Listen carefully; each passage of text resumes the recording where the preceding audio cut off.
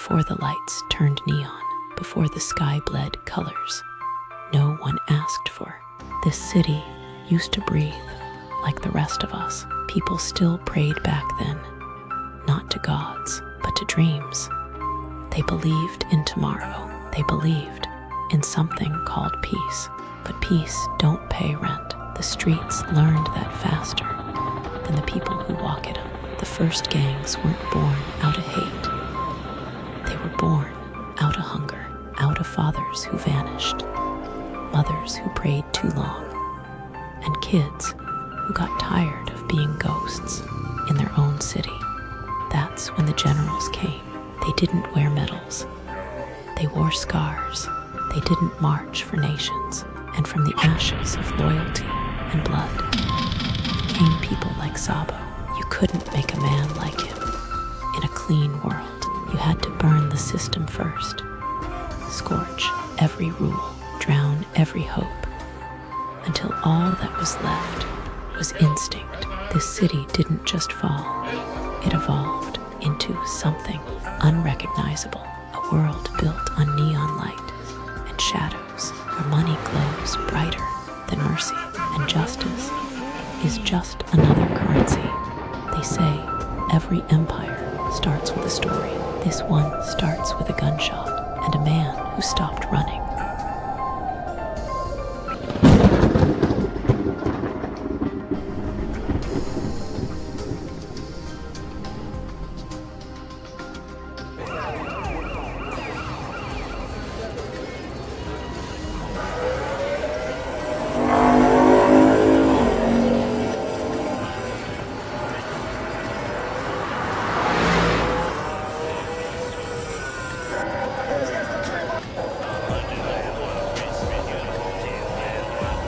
Join us. Shut up, Fat. Follow me. Yeah, where are we going now, boss? Less talking and more driving. Is that okay with you? Okay with you, boss. Nice night, don't you think? Yeah, do like he says. And shut up. Do like he says. It's my turn. We must ride on them tonight. And tonight is our night. They will remember. Hey, let's go now. Let's get these guys. They think they are better than us.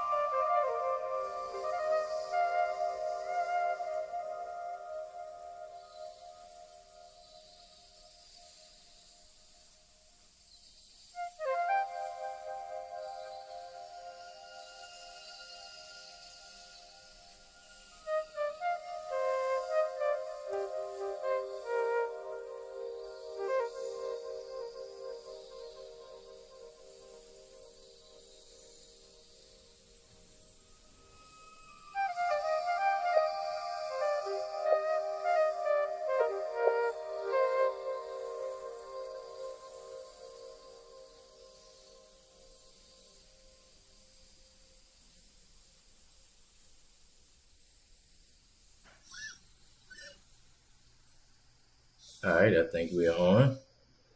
Okay, I'm so sorry. Once again, welcome to What's the Move? My name is Nathan Scott. This is E. I think I already introduced E. If you didn't hear me, my mic was off. We was just working on our sound. But this is E. And once again, this is What's the Move? And this is a show about real scenarios and real decisions. So, what does that mean for everyone? I know people What am I talking about? Well, What's the Move is really a show that is pretty much for anyone to have that has an idea. They send their idea in, or they have something that they have been looking over and they haven't been really exposing it or exploiting it in a way that will bring them about a generous amount of income or capital. And I don't ignore E. He's a busy guy. He's in his own world. Hey. I know. I'm down with this. But anyway, yeah, it's okay. He's excited. It's his first time online, so he's trying to show you guys all his tricks. But anyway, nonetheless, it is a show that is basically, we have these ideas, right? And you have these ways that can be there for you to make money, but you just don't know how. And you don't know the mechanisms or the avenues, the platforms, the tools that are at your disposal to accomplish something miraculous. Like let's say that, because a lot of times we have these ideas and we just cannot exploit them. So that What's the Move is all about. Yeah. And I want everyone to understand that this is not just a get rich quick scheme. This is not a show that is for people to think that this is some quick hack to creating some generational wealth overnight. Wealth is not created overnight. Wealth is created in compound wealth, and in compounding it over time, you can accumulate a lot. Depends on how you treat it, of course. But this show is not about how to treat your money. It's about creating opportunities or seeing opportunities that are right in front of your nose. Like my dad would say, a lot of times the great opportunity or great things are right at the tip of your nose. We just don't know how to take advantage of them, or we just don't see them. It's like looking for your keys. You ever look for your keys or look for an item that you misplaced and you run all over the house, all over the world looking for it, and in the process you find that your keys was like right there, like on your desk or something, or on your dresser, right at the tip of your nose. So that is how a lot of opportunities work, and this is what this show is about. So people send in their ideas or things that they think can't work, and they want to see what I can do about it and what ideas I may have.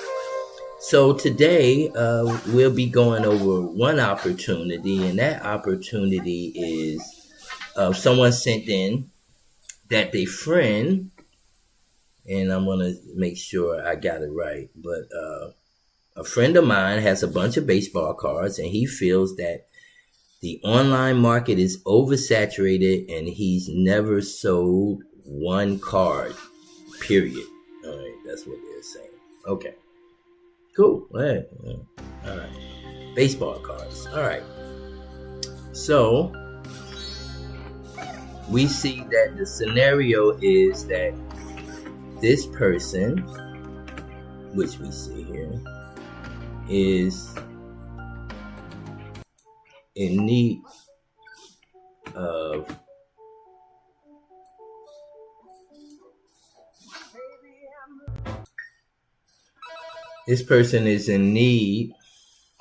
music started playing again.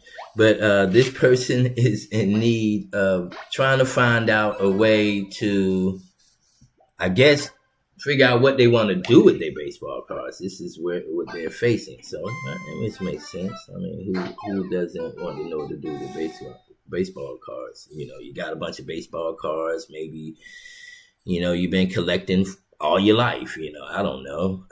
Maybe you're a relative or someone gave you baseball cards. You know, and maybe you're just a new enthusiast. You know, you're thinking about collecting, or you're getting started with collecting baseball cards. You got quite a few. You probably got your hands on some nice ones, and you're trying to figure out how to make some money at it in what you feel is an oversaturated market, which is common. Baseball cards could be oversaturated. When you go to eBay, you see a lot of baseball cards. My goodness, they're everywhere. When you go to, and then when you type in, because I've done a little research on this, when you look up baseball cards, it's a plethora. You know, when I say a plethora, I mean a plethora of websites dedicated to selling and distributing and grading and buying your baseball cards. So one way you can do it, of course, is to sell your baseball cards back to a collector. Now, I'm sure that it's not the liquidity you're looking for. You're looking for something more lucrative, of course. That will not really what you call work. I mean, yeah, unless you want a couple of pennies, you might be happy with a couple of pennies. But this is about creating opportunity. So, what this appears to be is your friend has a bunch of baseball cards, which is fine, which is good. I mean, that's good. That is a good thing. Baseball cards. I love baseball cards. They're like pieces of art. The other thing is, so by being a bunch of baseball cards, the internet is flooded with sellers, of course. So like I said, there's sellers everywhere. Like literally everywhere there is a seller. And the beauty of sellers are that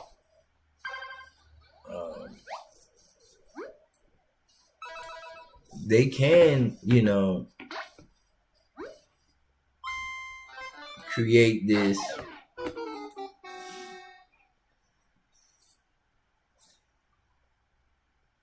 world where it just feels like you're a minnow getting in the ocean with big fish, which is understandable. I get it. Like, who wants to be a minnow in there with big fish, and you're not making any type of progress, and it can be very intimidating. So he's never made a sale, and this is where the problem comes in, because a lot of people need icebreakers. Icebreakers are in sales what salesmen have to give them that inspiration. It's not really about the money. It's about the belief that you can do it. And if you never sold anything, then the belief is just not there. You can look at someone else do anything. You know, it's like losing weight. People can watch people lose weight all the time and never, ever, ever, ever lose weight because they don't believe they can. That's the same way with sales. If you don't believe you can sell, you will not sell a thing. You have to believe in that. And the one way to help you believe is by selling it one time. And that's an icebreaker. So he's never made a sale. And that conclusion is, to him, it's too saturated. And this feels like what I would call, to me, this feels like a supply problem. Now, what it really is something else. This is not a saturation problem. As much as he thinks the market is saturated, which to him it could be, there is more than one way to skin a cat, as the older people would say. As my grandmother would say, there's more than one way to skin a cat. That was her saying. She was from Florida. So she had that old mentality of just breaking it down one way. And I get it. It is. And it is more than one way to a solution.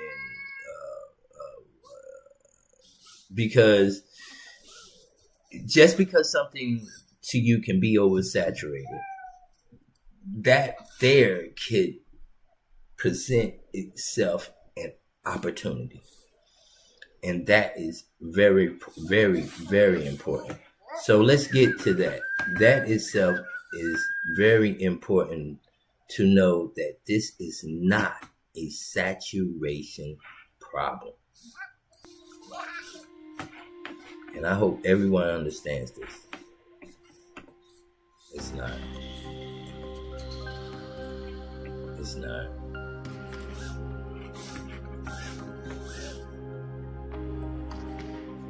So,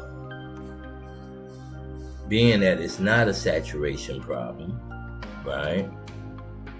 This is a position plus entry strategy problem. That's what it really is. This is a positioning plus entry strategy problem. If you're into selling baseball cards or you're into this, you might want to write this stuff down. This is a positioning plus entry strategy problem. More specifically, he has inventory without attention. That means his inventory, no one knows about it but him. It has his attention, but it has no one else's attention. It has not his family's attention, it's not his friends' attention, not his co-workers' attention. Attention. It doesn't at all.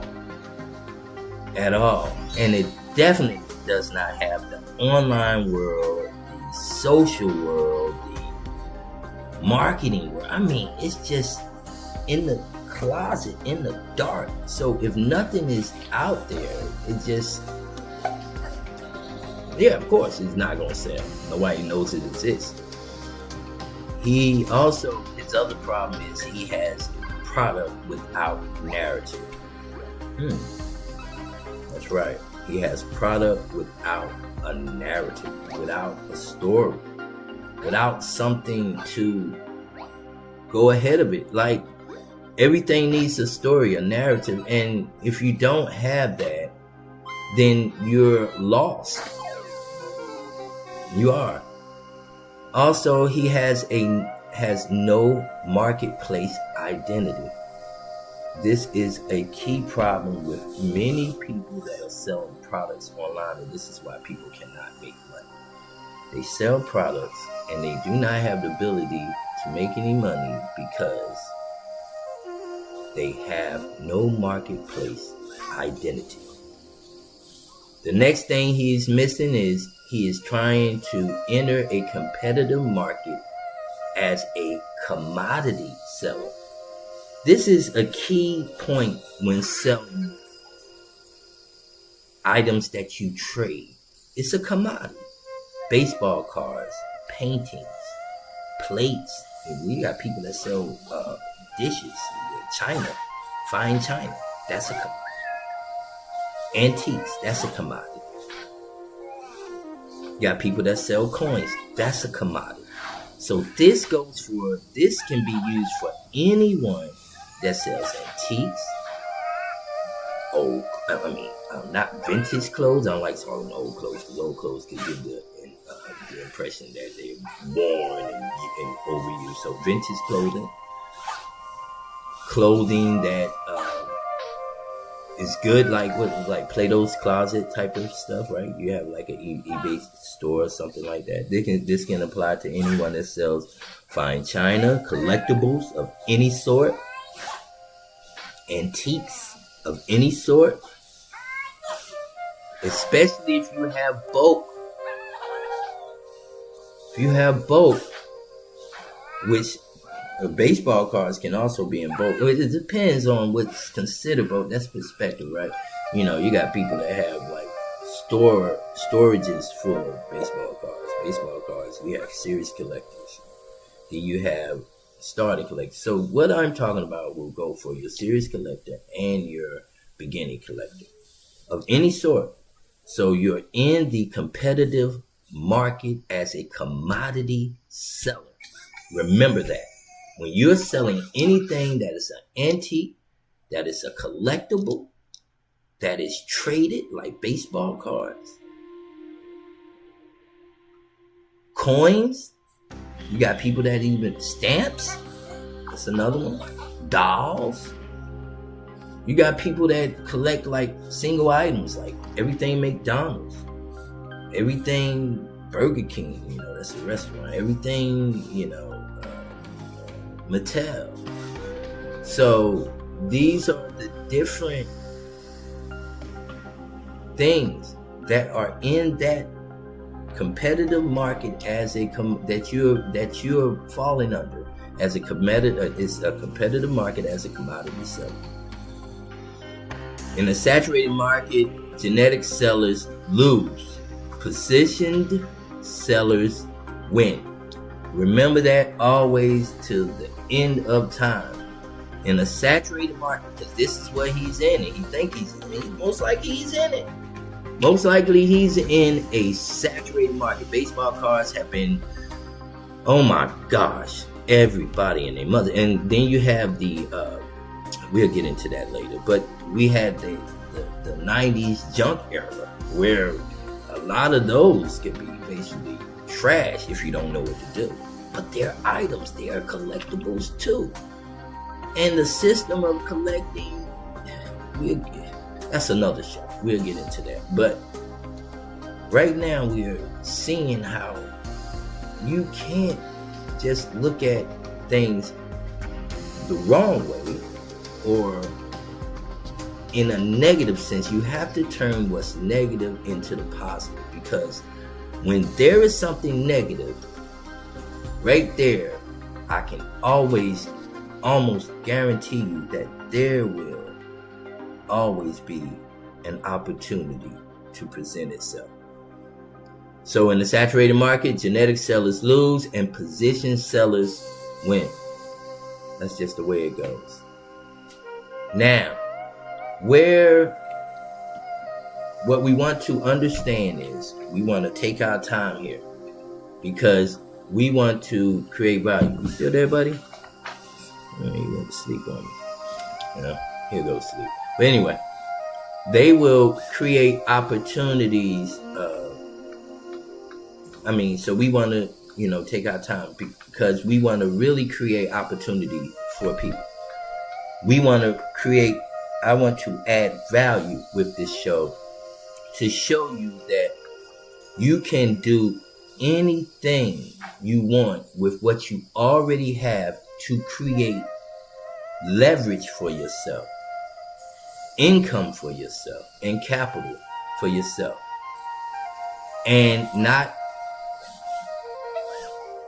no coaching for a get rich quick scheme that are, oh my God, they're rampant. But we're talking about real opportunities and how we can really work them. So where is the hidden opportunity? Where the hidden opportunity? Where is it? Where is it? And where the hidden opportunity is, and here's the part most people miss, and this is where this is very important, because most people really miss this, that the baseball card market is not one market.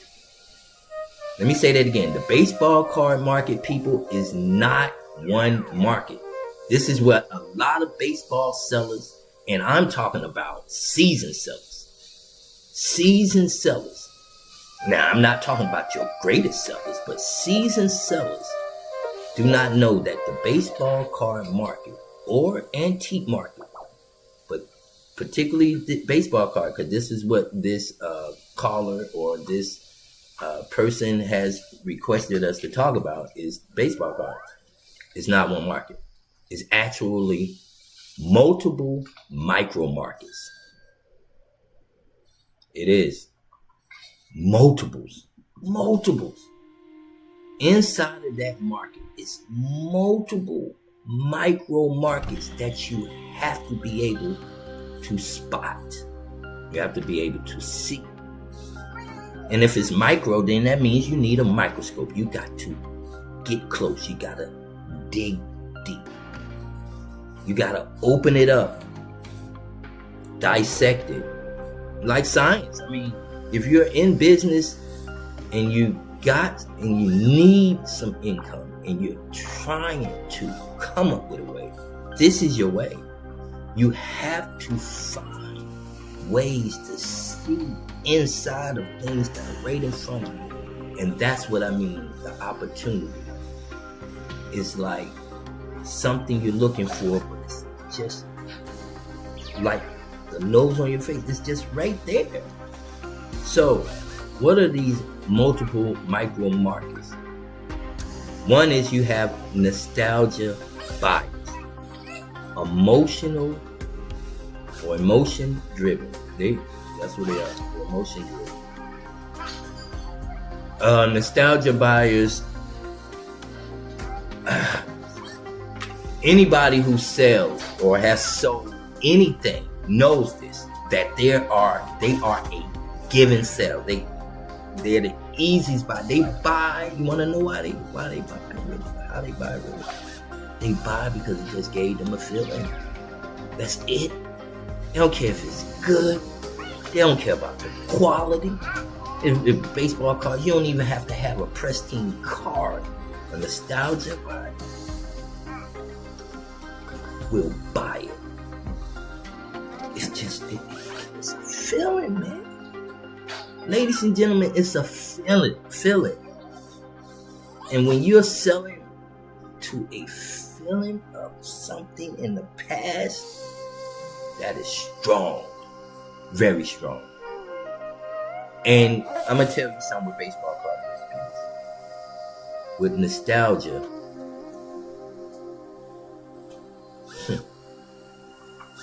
you got people that have people that are left and gone, that are dear to them, that collected these things or had players that that's all they talked about was that player. That player, they had the number, the jerseys, the hat, the memorabilia, and that person remembers that. That's just one form of nostalgia. And when they see that item, because that item is gone, because that person is gone, and they didn't get it, or they went to someone else, and they have an opportunity to buy it, they're gonna buy it. Listen to me, they're going to buy it. Let's not get it confused. They're going to buy it. It's a given. Okay? It's a given. So you have nostalgia buyers. The second one you have is investors. ROI driven. That's who they are. They're looking for the deal to flip it. Simple as that. Anybody understand that word flip? Flip it. Flip it. They want to flip whatever they get and make some money from it. Period. So you have people that look at baseball cards. It's like, yeah, that's a deal. And they don't even know it. You're looking at one. You're looking at one. I don't just buy any card, but I'm going to buy something I can flip. And baseball cards have been a go-to for me. In the past, not currently, but in the past, to help me create some capital where I'm at this point. So investors. The third ones are set builders. Competition driven. Yes. A strong one. Very strong. Dominate. Set builders. people who need the whole set. They're not complete because their set is not complete. It sounds silly. It's true. They go to sleep thinking about that set. I need that set. Where's that Del Murphy and that Braves collection? Where's that Reggie Jackson? I need that Reggie Jackson. That's how they are. That's how they are. You got your set builders. They want the whole set. And the thing about baseball cards is when you have those whole sets and someone destroys a whole set and eventually there's only one whole set, can you think about that kind of heirloom you're sending to your kids? Your kids' kids? They think like that. They think like investors and competitors. They are ROI driven and competition driven. That's two. And they could have a little nostalgia in there. Don't have all three. They're easy buy. And we're going to get into how to sell it. But these are the people. Who else we have? Your other markets are your player collectors. Identity driven. We just talked about them with the nostalgia bias. Because that guy, probably likes that player because he heard his granddaddy or his great grand or his dad or uncle or cousin, whoever he looked up to, thought of, a coach, whatever. Talk about that player, or he did himself. As a kid, he was, that was his guy. So you got player collectors. They want every card that was ever created, designed. And that's the beauty of baseball cards. It's like you can have a player that has so many designs. And they're beautiful. It's a beautiful thing. So you got people who love to collect the players to see the many designs, probably think like an investor. Sometimes they think like set builders. Sometimes they are nostalgic buyers. So a lot of times these guys trickle in other driven lanes. But these are little markets. These are micro markets.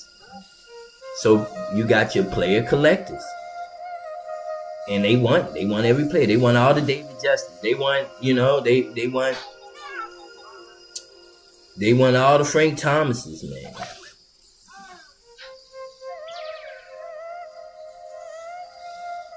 Freddie Freeman. Who don't want all the Freddie Freemans? Come on. So the Randy Jackson, Nolan Ryan was the one I was big on, But the Nolan Ryans, I wanted every Nolan Ryan, which I don't have every Nolan Ryan, but yeah, your boy has a pretty stiff collection of Nolan Ryans, and I've sold quite a few Nolan Ryans and traded a slew of Nolan Ryans. So Nolan Ryan. So player collectors, their identity driven. And also you have your break watchers. Entertainment driven. This is what they do. They just want cards, man. They just about the sport. They love it. They just about the sport. Then this goes for not just baseball cards. This goes for football cards, basketball cards, soccer cards, hockey cards, racing cards, celebrity cards. You got your novelty cards.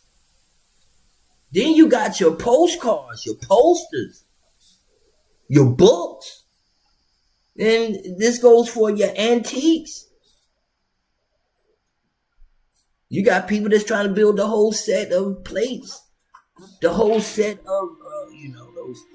We used to call them knickknacks. So if I don't know, with some women collect. We was women sometimes, but then excuse me, but some men collect things too. But men collect hats. And some women, obviously, I knew a woman that collected nothing but porcelain chickens, roosters.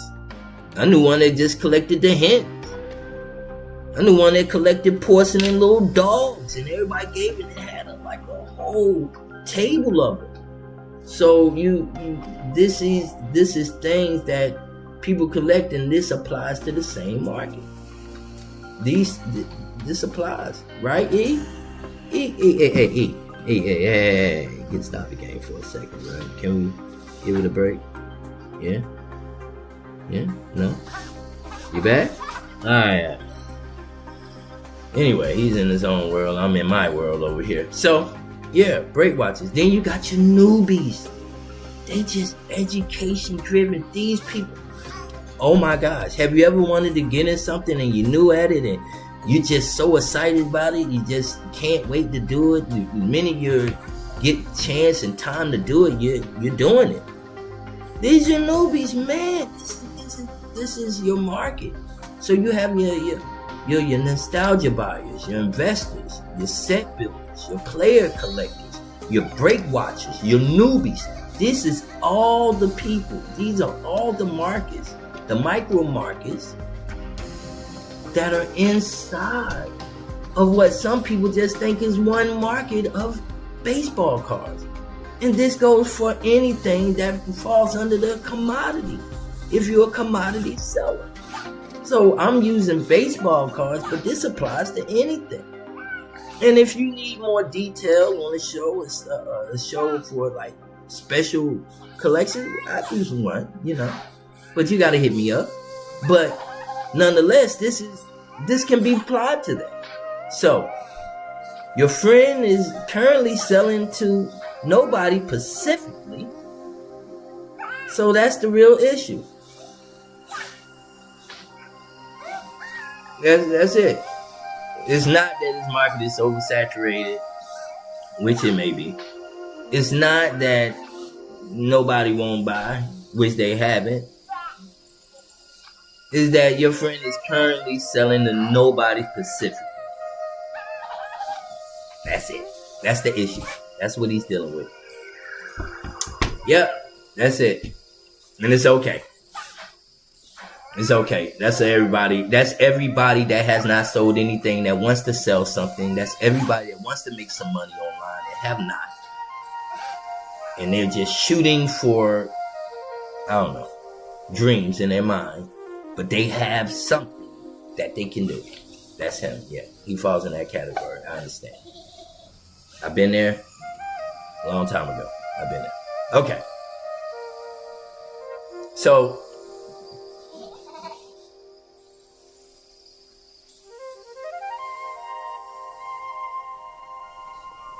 what is the best practical solution past? That's what we got to get to. What's the solution? Everybody has a problem. That's the problem with online. Everybody is talking about problems, but there are very few solutions. And if they are, sent out like solutions, I got to say this.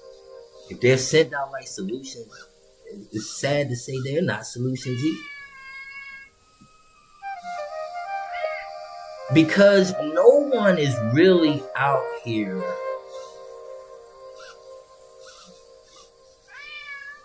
that is mainstream, let me say that is helping people really make money. Now, I'm serious. I'm just going to say it. A lot of them are motivational speakers. They're fun to watch. They're hype. They got great conventions. They have great shows. They put on spectacular presentations. Spectacular. They give you loads of information. They give you loads of information, which they call value. They tell you you can do it. They motivate you, But how many are really doing it? How many are really making just money? Just not. We ain't talking about Ferrari driving, Lambo driving money, which I know a lot of people want. Let's not be stupid. But we just talking about money. Just money. Just $300 a week. What's wrong with $300 a week?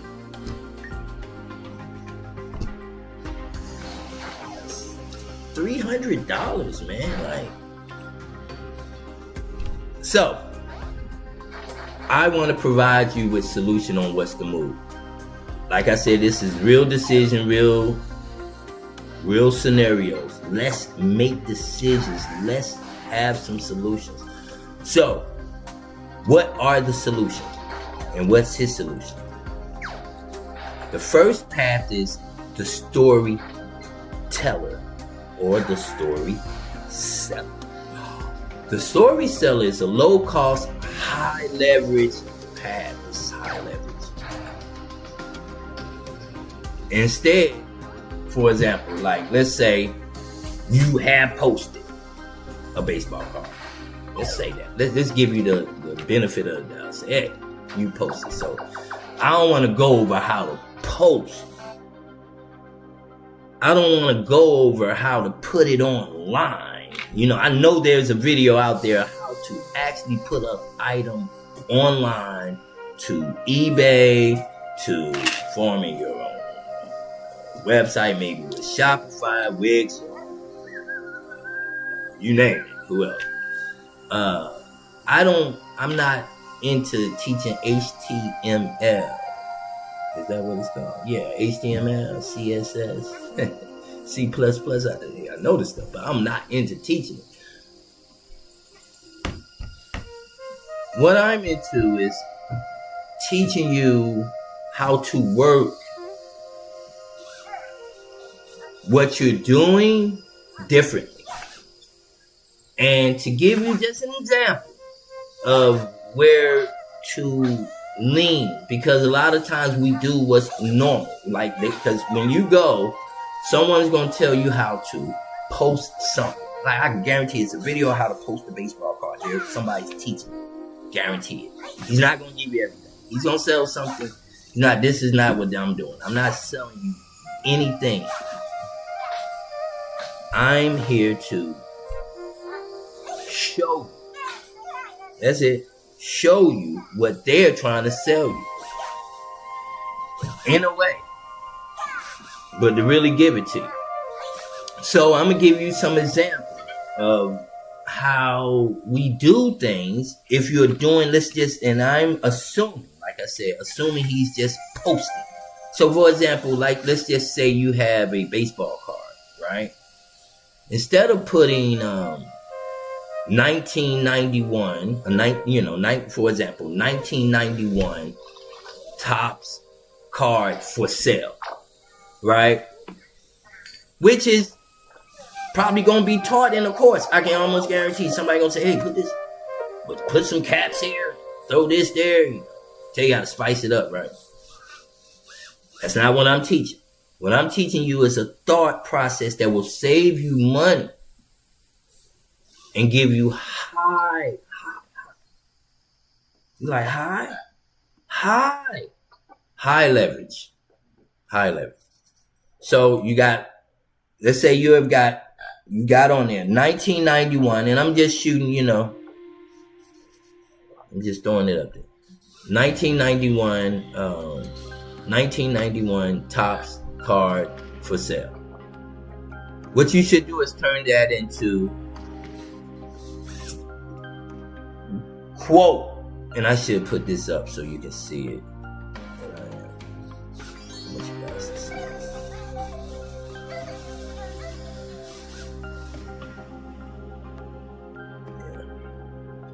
But anyway, I'll get a chance. I'll put it in.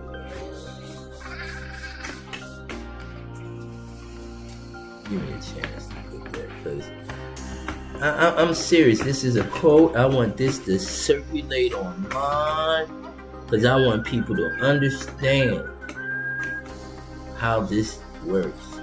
They're not going to tell you guys this. They're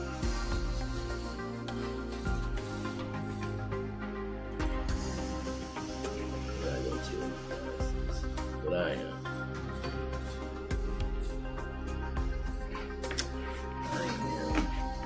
Give me a second. I wanna put down what's on my mind right quick, because I want everybody to understand this. that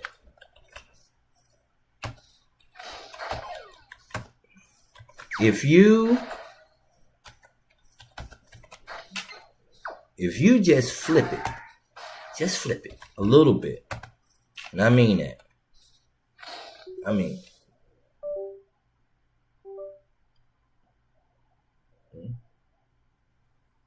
Bear with me.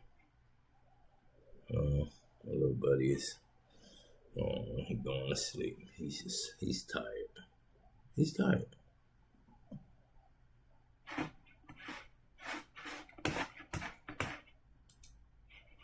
Okay.